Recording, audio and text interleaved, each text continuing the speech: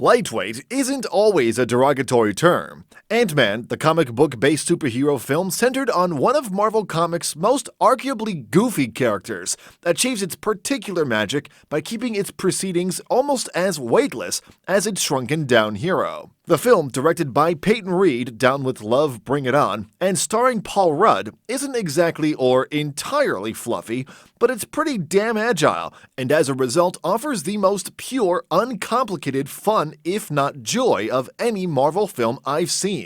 The film begins in 1989 with a digitally aged Michael Douglas strolling into an intelligence-gathering fortress and confronting some powerful foes, including Tony Stark's father, John Slattery, a still adorable in middle-aged Peggy Carter, Agent Carter to Captain America and TV fans, and new sneery dude Mitchell Carson, Martin Donovan. Hank Pym, Douglas's character, has a red vial containing something called the Pym particle, and S.H.I.E.L.D. wants it, and Carson is adamant about it. It does not go well.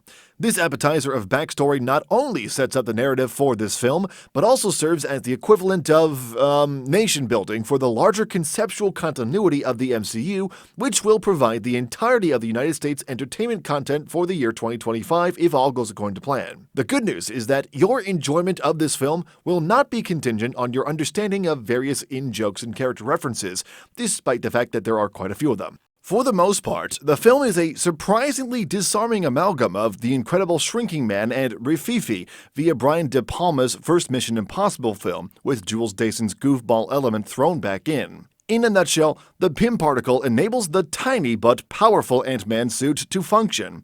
However, Hank is too old to use it and too protective of his steely daughter, Hope, Evangeline Lilly, to allow her to do so. So, Hank elaborately recruits recently released from prison hacker/cat burglar Scott Lang, Paul Rudd, for a job.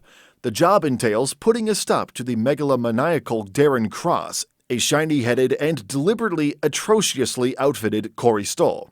Cross is an old Pym protege and Hope's current employer, and he's about to make a multi-billion-dollar fortune off of a weaponized yellow jacket suit that steals Pym's technology. The stakes are high here, but not as high as they are in most modern comic book-based films, where the fate of the entire world, if not the universe, appears to be at stake at all times. Yeah, Cross is a lunatic. The sort of atom manipulation that makes these suits work can mess with your mind, and he does want to build an army of Yellow Jackets, and his buyer, represented by the aforementioned Mitchell Carson, is none other than Hydra. But this film doesn't need to destroy entire cities to do its job. Scott, the astute, wisecracking character, wants to make it in the straight world so he can spend more time with his daughter. The fact that his ex-wife now lives with a defense cop, Bobby Cannavale, complicates not only the emotional father rivalry, but also the plot. And when Cross smells a rat in his system, it's not a rat by the way, but a swarm of telepathically controlled ants, Scott's lovable knucklehead criminal buddies, played in varying degrees of hilarity by Michael Peña, T.I. and David Dastmalchian, are forced to join in on the fun. This is a lot of material for any film to handle, and it's competing with a crazy visual effects element.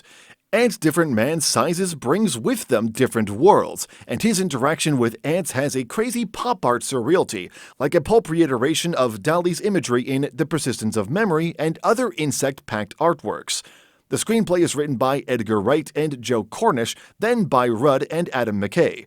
Originally, Wright was supposed to direct. Ant-Man has more than one ending, in fact, more than two.